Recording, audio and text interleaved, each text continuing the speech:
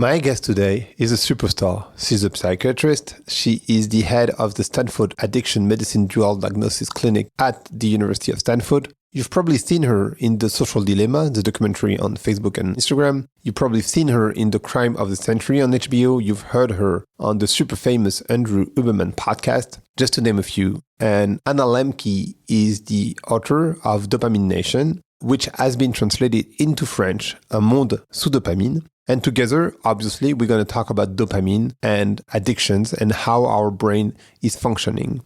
She is one of the most interesting person on this topic.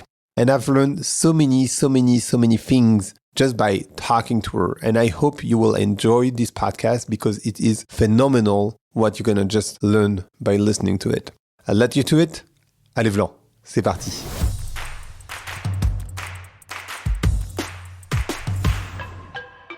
Hi, everyone. Hi, Dr. Hannah Lembke. Hi, I'm delighted to be here. This is exciting for me. This is very exciting because we are both from different countries. I don't know how much you know about France and how we deal with dopamine. Well, dopamine, we're pretty much human, so pretty much like the same as everyone, I guess. But how do we deal with, toxicity and product that we can be addicted to? Yeah, I know a little. I speak a little French. I spent a little time in France as a young girl, so I have very fond memories. But yeah, I can't say like I have any expertise on the French perspective. Not at all. The first sentence of the book is this book is about pleasure and about pain, and I was wondering how can pleasure and pain be connected? That was striking to me. Yeah, great question. So to me, one of the most interesting neuroscientific findings in the past 75 years is that pleasure and pain are actually co-located in the brain.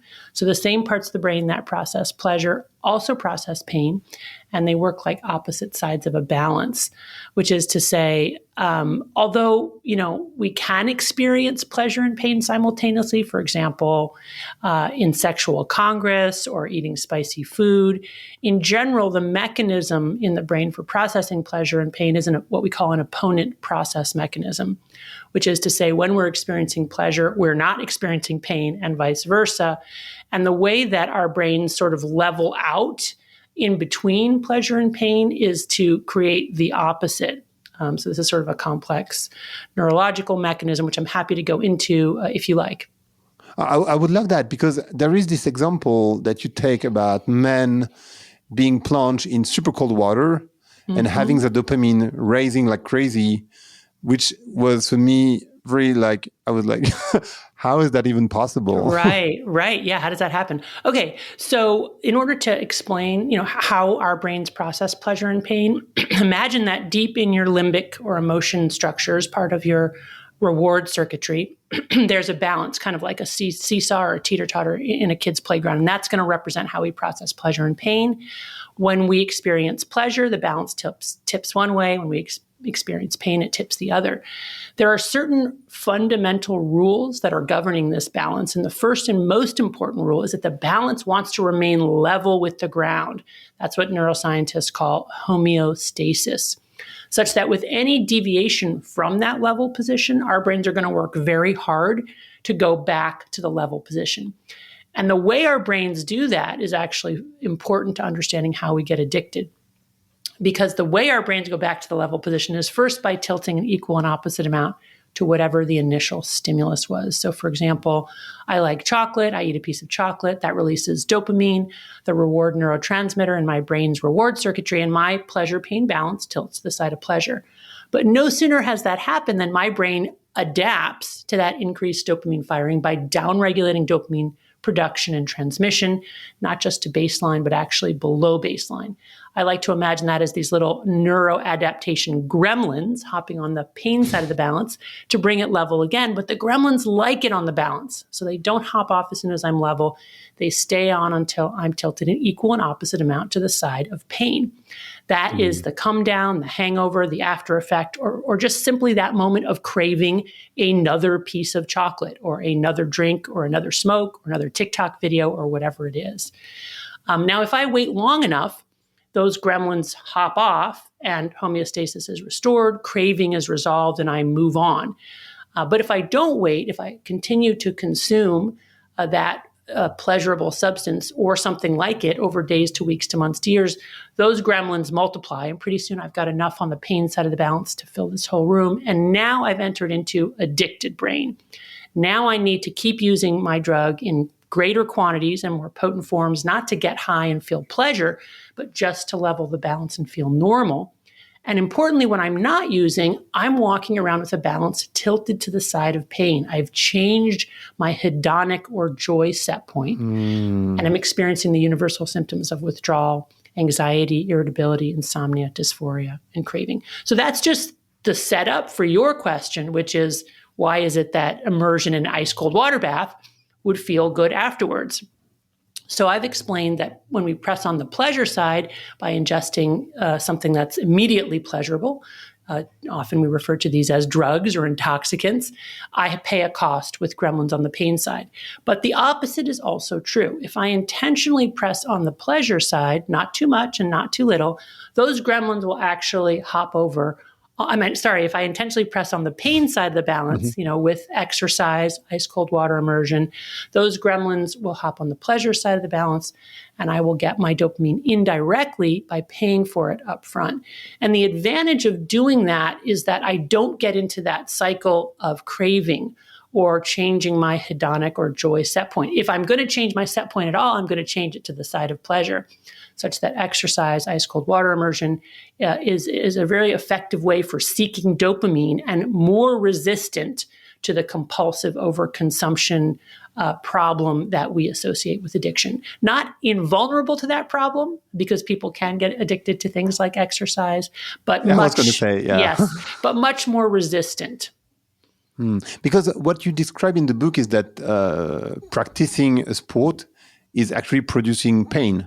Which for me was actually producing pleasure, and I was kind of lost in that. So great question. I mean, you can interview 100 people and get very different answers about. You can interview 100 people about their experience of exercise or movement or doing sport. Is that pleasure? Or is that pain? And probably you're going to get half say it's painful for me and I do it anyway because I feel better afterwards, and the other half will say, well, I actually really enjoy it. I don't know what you're talking about. It sort of depends on what the sport is, on that person's temperament, but the truth of the matter is that biologically, exercise is actually toxic to cells. So then why does it feel good? Well, it feels good because... And how is it toxic also? Well, I mean, just at the cellular level, it causes, sort of micro damage at the cellular level. The body senses it as a form of injury, right? Or a form of stress. And then in response, the body upregulates feel-good neurotransmitters like dopamine, norepinephrine, serotonin, our endogenous opioids, such that, this is the classic runner's high, right? Like it hurts when I'm running, but afterwards it feels good. Now, if you're playing a sport, I don't know, what sports do you play that you enjoy? I actually don't play, but I swim a lot. Okay. And so can you, I'm curious, like right before you get in the pool, are you like, woo-ha, I can't wait to start swimming my laps? Actually, I do. You do? Okay. I'm a weirdo. Good for you. So let me ask you this. How fast do you swim? Are you one of these people who swims like kind of easy and gently, and so it never really hurts that much? No, I'm quite fast. Okay. So you're blowing the whole theory out of the water. I love it. Good for you. Okay. So you get in, you look forward to it, you're fast. Does it hurt at any point when you're swimming fast, holding your breath? It does. Yeah. It's hard. Yeah. It's totally hard. It's hard and it hurts. Okay, so there you go.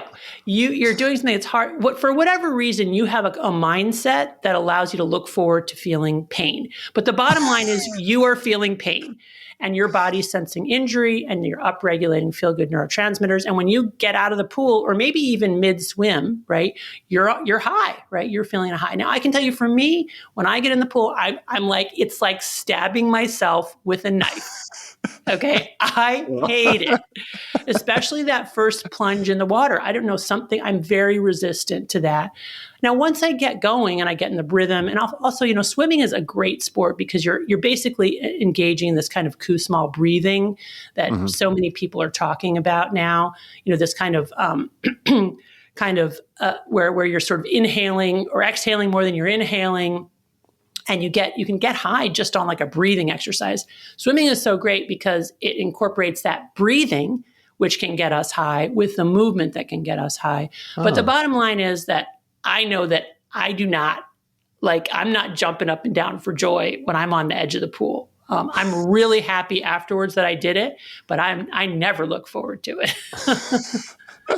Well, I've done that all my life, so I guess that's why I've been drugged since the beginning. Right. Well, I mean, and that's a good point too. Like you're so habituated to it that it's breathing for you. You don't have to probably think about it. It's part of probably so deeply ingrained into your routine. You're also honestly adapted to swimming. If you were to not swim, you would probably go into withdrawal. Yeah, I would say that for running, for example. I don't like running. Yeah. Right. And for me, I'm happy after I've run, but I mean, running for me is a pain. Like thinking about it, I'm like, I should do that, but I don't like it.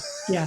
I mean, it's great if you can find a sport that you look forward to and you enjoy doing it and, you get the endorphins and the dopamine from it afterwards. But it is effortful and painful. You have to sign up for that in order to get your dopamine indirectly. Which is in contrast to intoxicants where with no effort at all, we get a sudden surge of dopamine in the reward pathway, followed by dopamine free fall to that come down, that dopamine deficit state, which if we continue to engage in that behavior, we end up in that chronic dopamine deficit state, which is exactly like a clinical depression, a clinical anxiety. People can't sleep, they're irritable. I was wondering, are all drugs equal? Because I was thinking maybe MDMA, because there's this saying that after MDMA, the following day is really hard. And I was wondering if like cocaine, MDMA, ketamine, I don't know. It's a long list. There's a long list. I don't know them all. I haven't tried them all. But I was wondering, are they equal? Yeah, great question. So all drugs are equal in the sense that they all release dopamine in the brain's reward pathway, right? So dopamine is kind of the common currency for measuring the addictive potential of a drug or how reinforcing it is for the human brain. But drugs are unequal in the sense that we all are wired slightly differently to have slightly different preferences, a concept that's called drug of choice. So that what might be really reinforcing for your brain might not be so reinforcing for my brain, and vice versa. And one of the points of my book is that we're now living in a day and age when there are so many drugs, right? You've got the traditional drugs, which are more available, more accessible, more bountiful, and a lot more potent, right, through chemical engineering. And then you have a whole bunch of drugs that didn't even exist before, social media, online pornography, video games. I mean, you name it. Such that we've all become more vulnerable to the problem of addiction. And I was wondering, so you're telling that after cocaine, your brain can be damaged forever. And I was very wondering about. I never took cocaine ever, but I was wondering because a lot of people I know, I mean, at least tried cocaine at some point, and I was wondering how is that working, and is it only cocaine or is it working also for other drugs? Yeah. So, let me qualify damaged forever. I think that what some of the evidence shows is that once you have gotten addicted to a drug, you have probably permanently changed or damaged your brain in some way, which isn't to say that, you can't get into recovery. People with very severe long-term addictions from cocaine and many other drugs can get into amazing recovery, never use again, really have thriving lives. But if they were, even after decades of abstinence, to be exposed to cocaine or whatever their drug of choice is again, they are very vulnerable to immediately plunging back into the depths of their addiction with no ramp-up period. And that's kind of what we mean by sort of permanently damaged or permanently changed, that the addictive process creates these addiction circuits, right? Which can, if we don't feed them, can eventually kind of peter out and stop firing, where we create new circuits in recovery that route around those damaged areas. But those old circuits never entirely go away. So we can reignite them again. Another way to think about this, if we go back to the pleasure-pain balance, we can get those gremlins to hop off the pain side of the balance so that homeostasis can be restored and we can be in recovery and experience joy again in our lives, as well as healthy pain. But those gremlins, even though they hop off the pain side of the balance, they never entirely go away, right? Once created, they're waiting there in the wings, eager to hop on again.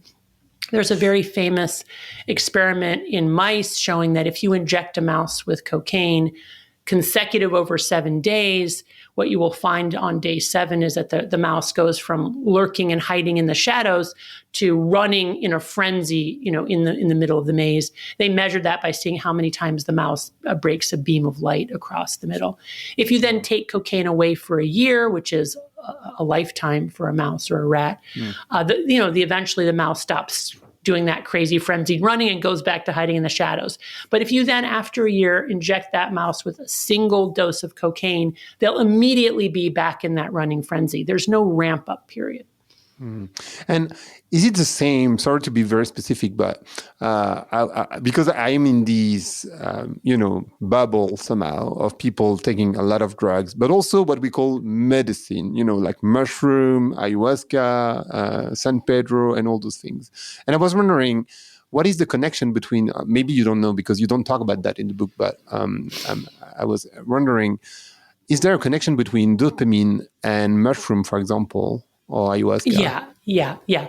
So these kind of psychedelics that people are now using for spiritual awakening or to treat their anxiety and depression, they're really doing that outside of any robust evidence showing therapeutic benefit. So of course there's anecdotal reports, but the studies to date are not in fact showing that those have therapeutic benefit.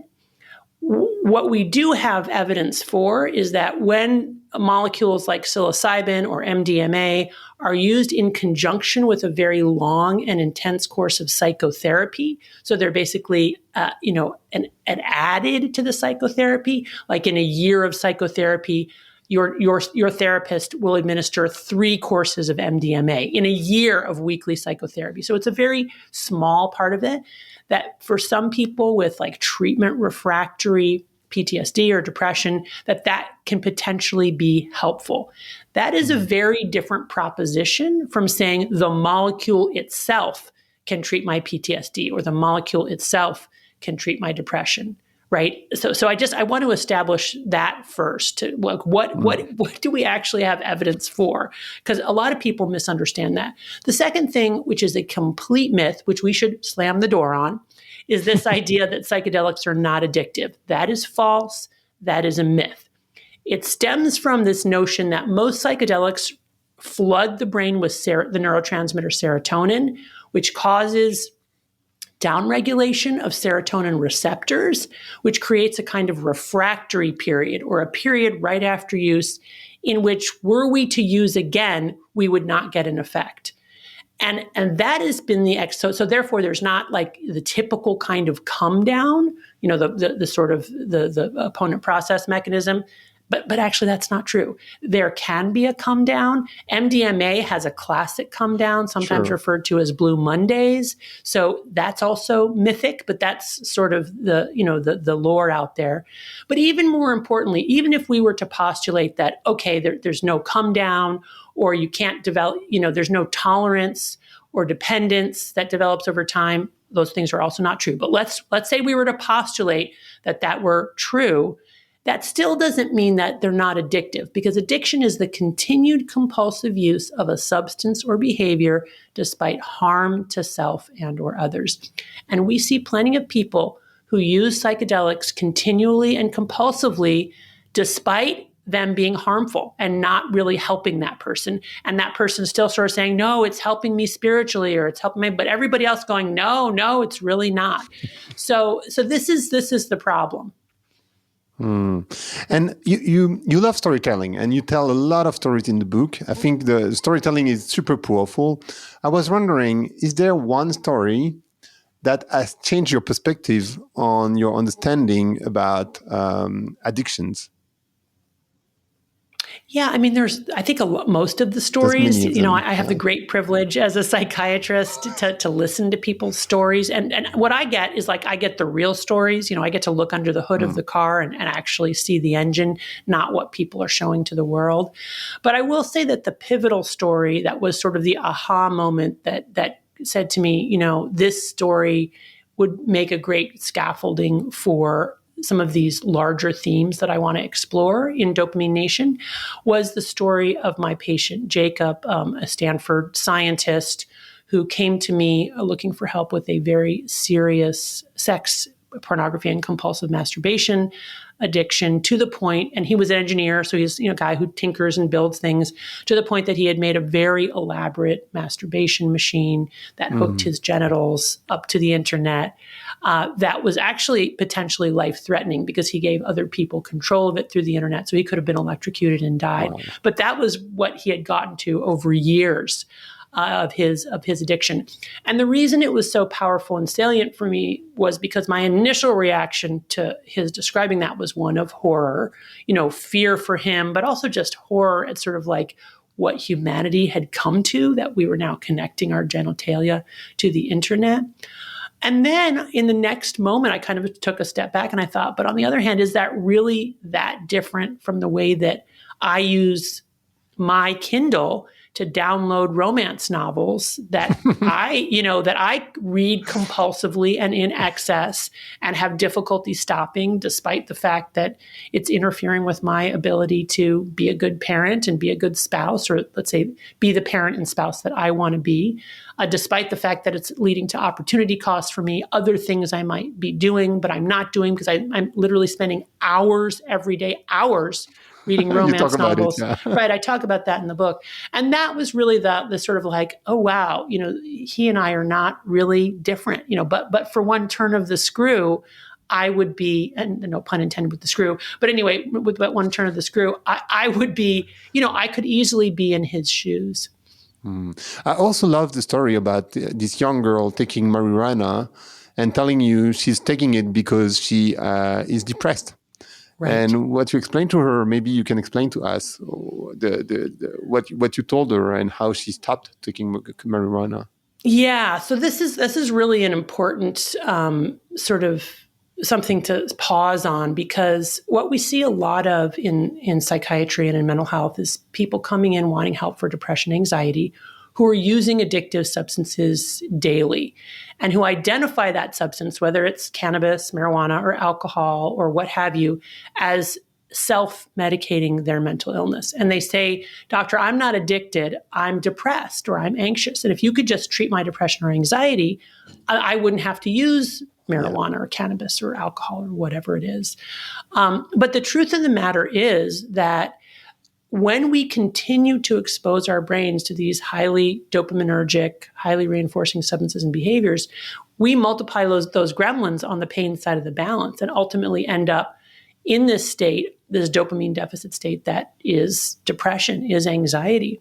And it feels like our drug of choice is medicating that, because when we first take it temporarily, we level the balance and feel better. But in the long run, all we're doing is adding more gremlins to the pain side of the balance. Right. So to a patient like this, I will say, I hear you that it feels like the cannabis, the marijuana is helping your anxiety, but I have a hypothesis for you. And the hypothesis is that initially it helped, but now that you're using daily over months to years, all you're doing is adding gremlins to the pain side of the balance, changing your hedonic or joy set point.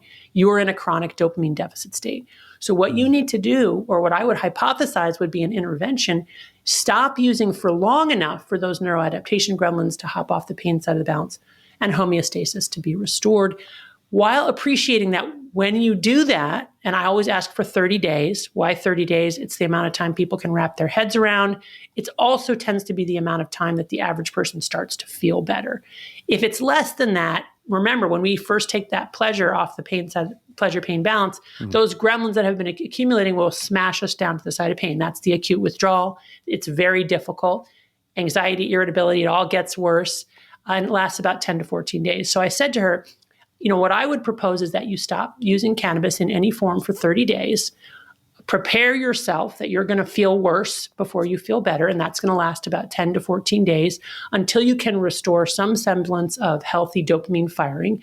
And then I predict that by week 3 and 4, you're going to feel better. And not just better than you did when you were in acute withdrawal, but better than you have in a really long time.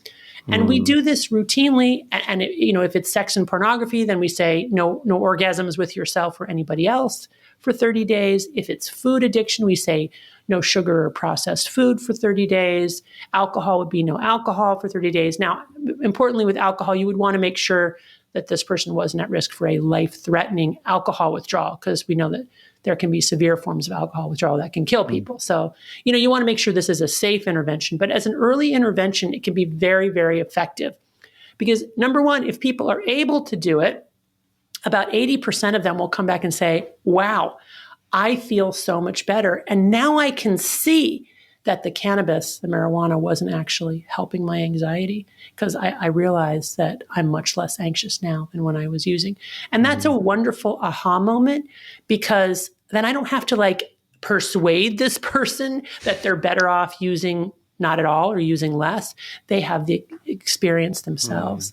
But number two, they're also be able to capture joy, in other more modest rewards.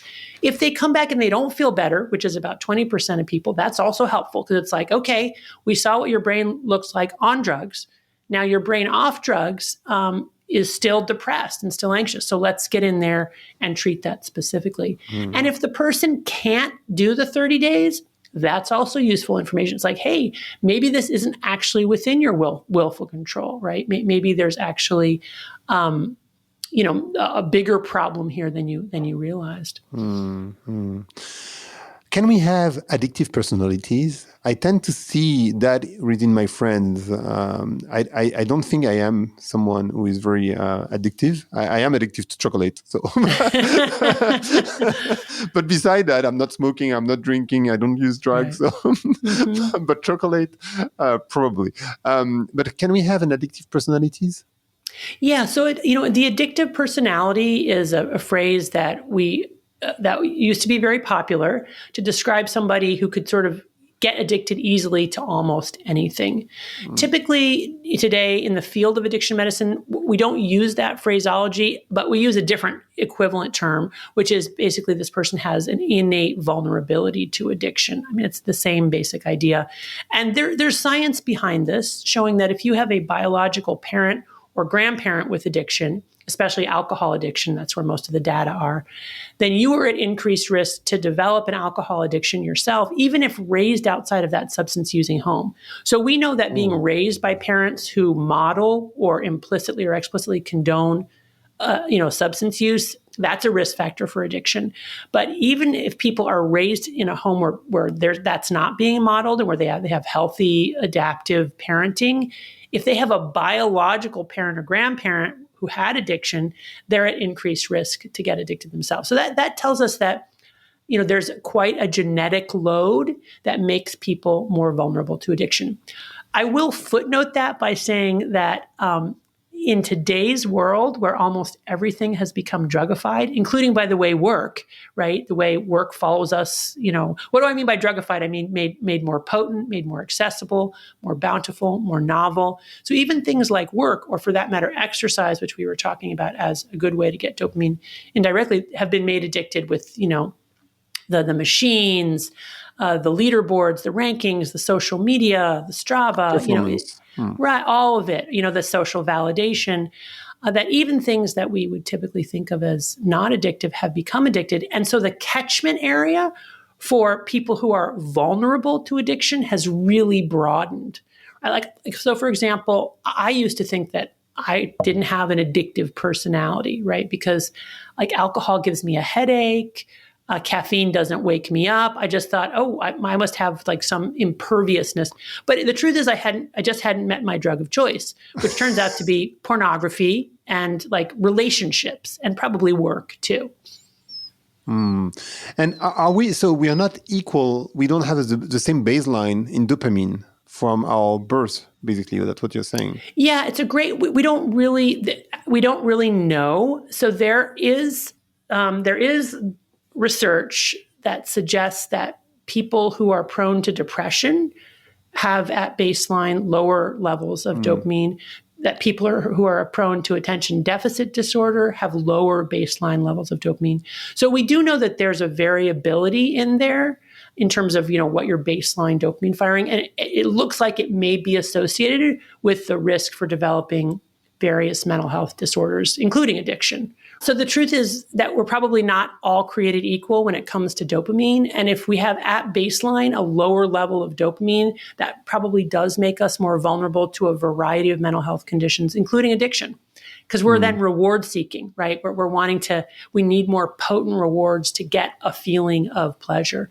And in fact, there's work by Mark Schuckett and his colleagues, which is very interesting, that shows that if you're one of those people who can drink a lot of alcohol and not feel intoxicated, that actually puts you at higher risk to getting addicted to alcohol than if you're somebody who can drink a little bit and get a response, which is a little bit counterintuitive.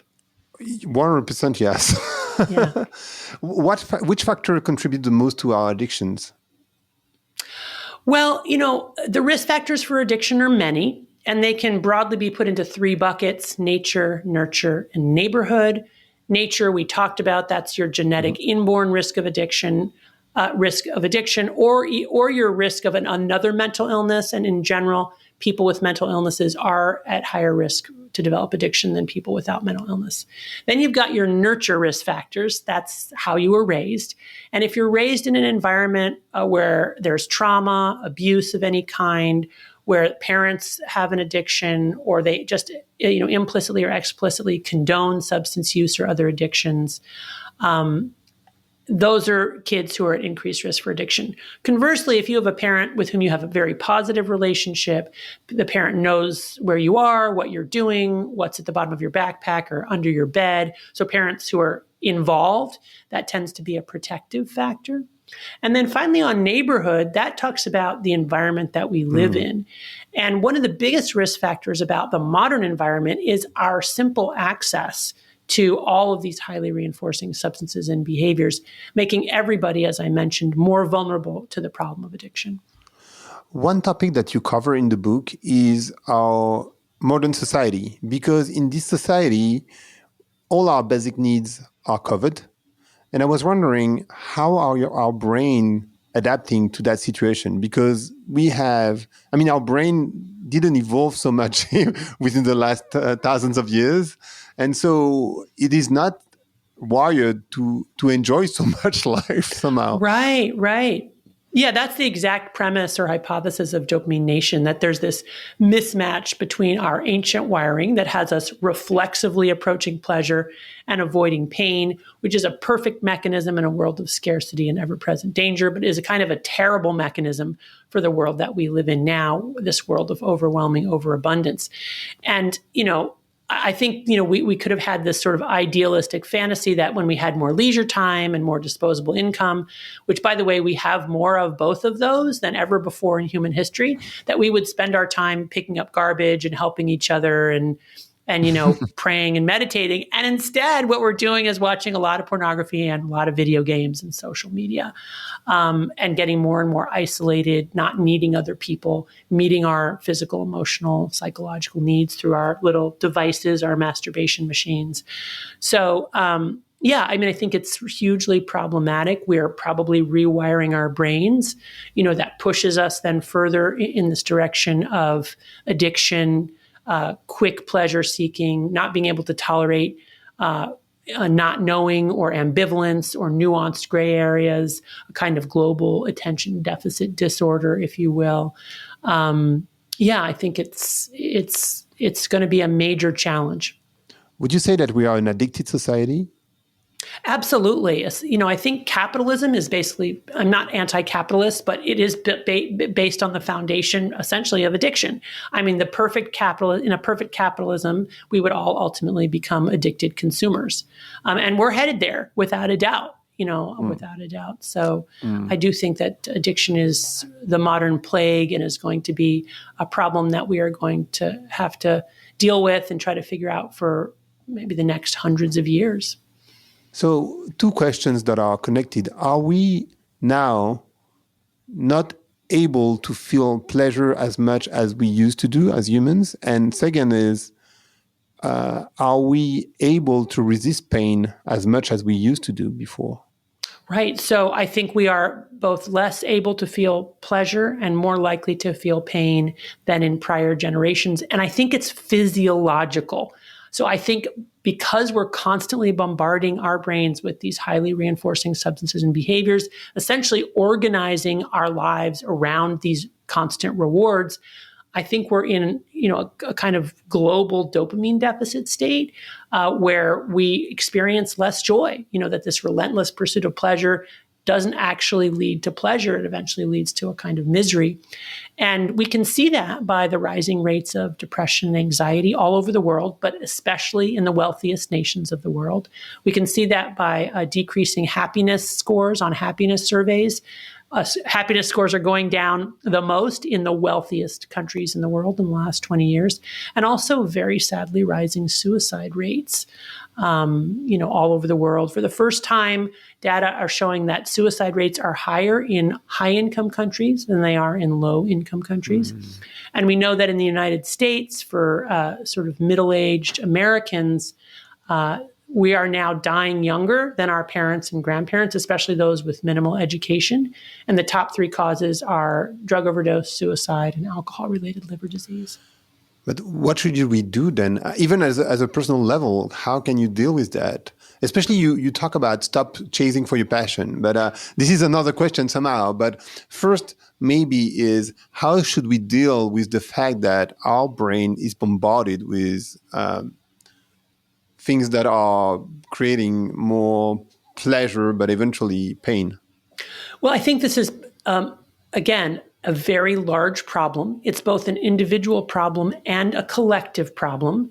We as individuals can make changes in our lives to try to create a world within a world where we try to insulate ourselves from the constant bombardment of intoxicants, pleasure in all its various forms. We can continue to consume in moderation, potentially, but we have to be very careful that we're not constantly pursuing the next high. And at the same time, we can intentionally seek out pain, right? Doing things that are challenging or hard as a way to restore healthy dopamine homeostasis. But having said that, we can't just leave it up to individuals or individual families. This is a collective problem. So we as governments, school systems, the corporations that make and profit from these commercial products all need to come to the table to begin to think about how we can create guardrails to help us moderate or abstain from use. And we're seeing that right now with digital drugs, right? You've got a lot of initiatives in the United States, in Great Britain, all over Europe, thinking about, how can we insulate our kids from digital drugs? Like the internet is a great tool when you're using it as a tool, and it's a horrible thing when you're using it as, it's also a very potent drug. So, thinking about how to create those kinds of barriers so that we can establish a healthier relationship with the technology. Actually, you were featured in the Social Dilemma documentary, and it's been a few years. And I was wondering, how is that people can't, high included, how is that people can't get away from it, even though they know how bad it is for the brain? Yeah. So going back to that pleasure-pain balance, we are very aware and have great memories for that initial stimulus, whether it's pleasure or pain.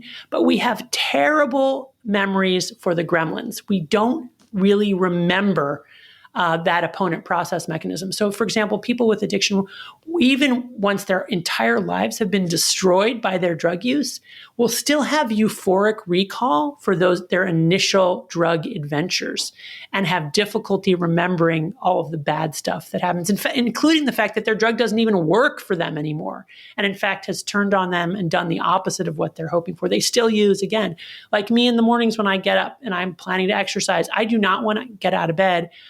I can intellectualize that I will feel better after I swim or walk. But in that moment, I literally cannot remember those gremlins hopping on the pleasure side of the balance. All I remember is that I do not want to get in the pool. You're different. You're lucky. But for me, that's it. It's like every day I have to learn it anew. The other thing is, so that's a big reason that we can't, change those behaviors. The other reason is because once we've changed our hedonic set point and those gremlins have accumulated on the pain side of balance and we're in that dopamine deficit state, there's a very powerful physiologic drive governing all organisms and processes to restore a level balance or restore homeostasis. And the fastest way to do that is to reach for more of our drug, right? So if we're in that dopamine deficit state, we're in that state of craving, and that drug is immediately available, which it is now. I mean, where can you go where drugs are not available? Nowhere. Then of course the urge is to use and at least temporarily restore a level balance. Okay, so you probably need something to stop you from consuming social media when it comes to social media. I was wondering, would you say that the situation got worse since the documentary, or it's like kind of the same? I think that the documentary was interesting because from my perspective, I didn't think it would have as big an impact as it did. I thought it was kind of old news. But then I realized that I live in a bubble here in Silicon Valley, where you've got like the tech giants who invented this stuff sending their kids to Waldorf schools where they don't have any exposure to technology, because although they're profiting from the products, they don't want their own kids to consume it because everybody knows it's not good for you. But then I realized when the Social Dilemma had such a huge influence that this was new to people, that they hadn't quite realized, the extent to which we have become slaves to this technology, the extent to which the technology is engineered to keep us pressing and swiping. It's incredibly cognitively adherent.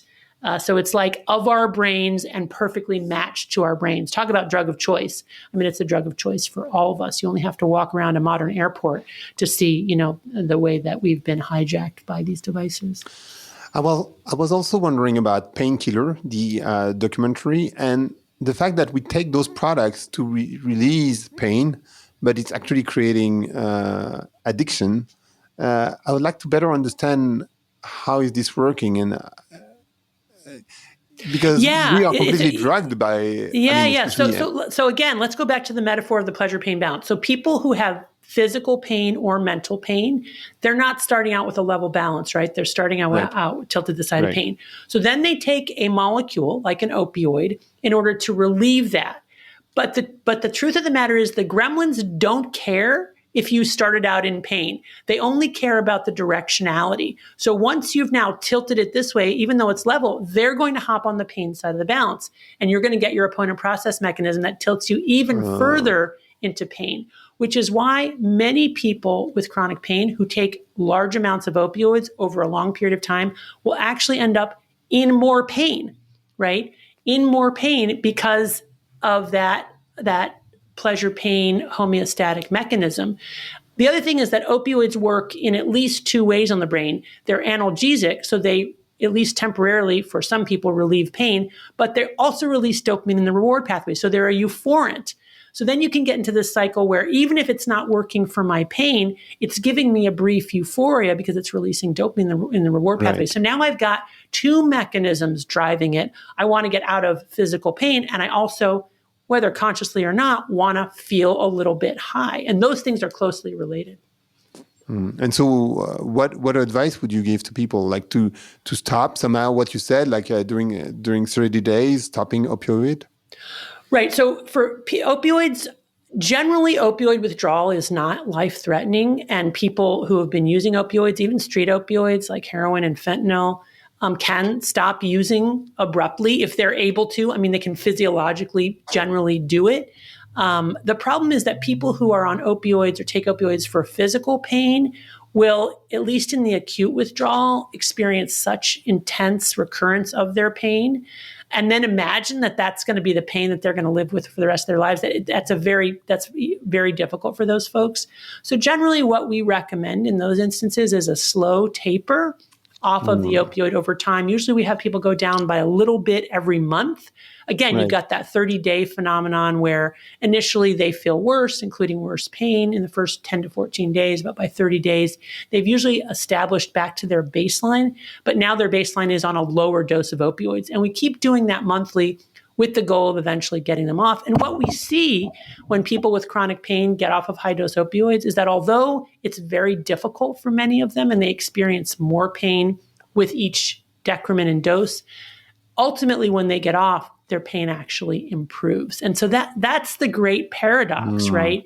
That here we are just shoveling all these opioids toward people with chronic pain and actually, believe it or not, making their pain worse, decreasing their ability to function, and in some cases getting them addicted to opioids. We're coming back to capitalism somehow. Right. Would you say that we are the deviant behavior is becoming a norm somehow? Well, it's absolutely, I mean, it's integrated into our everyday lives, right? So when we're talking about digital drugs, it's very many people will say, there's no way I could stop using my phone for a month. Like I have to be here to communicate with my kids, my husband, my work requires it. So generally, what we ask people to do is, okay, well, let's identify instead what is the thing on your phone that you do that's eating up all your time and causing consequences. Is it pornography? Is it games?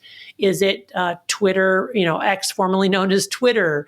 Is it social media? Is it email, right? Are you letting email kind of or maybe it's your laptop take over your life? And then, if you can't completely give up that particular app or website for a month, can you be very conscious of not using your device for either entertaining yourself or changing the way you feel? So when people get addicted to the internet, this is essentially what we're doing, right? We're using our device for entertainment, joy, and also to stop feeling sadness, to change the way we feel. So if we can rethink it as a tool and then try to use it exclusively in that way, and by the way, it's hard. It's hard, right? Like, I struggle also. So hard. It's very hard. It's like, I'll get to the end of my day, I'm tired, no one else is around. I love to watch sports on YouTube, right? Especially if there's like some big, track and field competition coming, which I love to watch. And then I'll go on there and justify that. And then pretty soon I'm watching like the 20th interview with the same, there's no more information coming my way about this, right? I do the same with Netflix. And then I'm rewatching stuff I already watched. I mean, it's just ridiculous. I'm caught in the vortex. So again, I think it can be in my case, the exercise would be no YouTube for a month, right? No entertainment YouTube for and that I could clearly do that and not have it interfere with my ability to do my work. So those are the types of sort of propositions or experiments that I recommend people try. It's the other thing that I think is super helpful is I have a smartphone, but it's turned off in my bag at all times unless I need it, for rideshare or for some other purpose. So having it powered down and off by default can be a very good way to decrease use. And especially when we think about like all the ways we sort of take our phone out just to kind of like unconsciously, just to sort of, like smoking a cigarette or whatever. But if it's turned off, not transmitting or receiving, that can be a very helpful reminder. Oh, wait a minute. I don't want to use it casually in that way. Oh, wow. Mine is always open. I mean, it's always on. It's never off unless it's not working anymore. Yeah, right. Well, I mean, you could try an experiment where you, for a month, try to turn it off and, have it with you so that if you need it, you can turn it on, but just have it off by default and see if that opens up some mental space for you. Yeah. I did a TED Talk called The Toxic Reality of Chasing Wellbeing. Yeah. And I was wondering, how does this resonate with you? Well, I mean, one of the key features of addiction is control, right? That I can have control over changing the way I feel. Now, typically we think about that as, using a drug, an intoxicant to get high. But it can permeate other things too, including this kind of obsessive chasing of the perfect self, biohacking, the ultimate physical specimen, eternal youth. We can sort of get on that treadmill, especially when, again, it's augmented by the invidious comparisons on social media between ourselves and other people, validation that we can get through these kinds of pursuits. And validation is a huge, huge drug for some people. So I think it's important to recognize the way that can be its own kind of compulsive vortex. I just wanted to finish with work. We talked a little bit about it. It's became an addiction. I was wondering what is happening clinically in the brain when you're doing a burnout or a clinical burnout, because a lot of people are using this expression, but a clinical burnout is very specific. Yeah, I mean, I don't think we really know exactly, what we're equating that to. It seems to me, it sounds a lot like depression. That's the result of stressful, ongoing overwork. And work can be addictive. So that means also when we try to stop working as much as we were, we go into withdrawal and initially feel worse. And then you feel trapped. Like, I'm miserable working, but I'm miserable not working.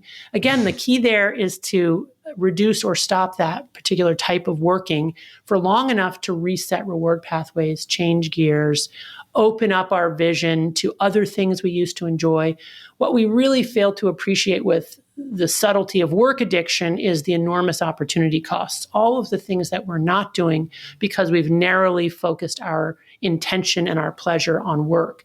The relationships we're not cultivating, the hobbies we're not exploring, the quiet contemplation time we're not having in order to let ourselves process all of the stimuli and potentially come up with, a new idea or a new insight.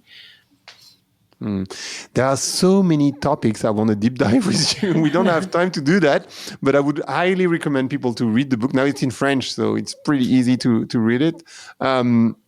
Thank you so much, Anna, for sharing. Oh, you're very welcome. The podcast called Volant, so I would like to know what you want to open up or close the door to.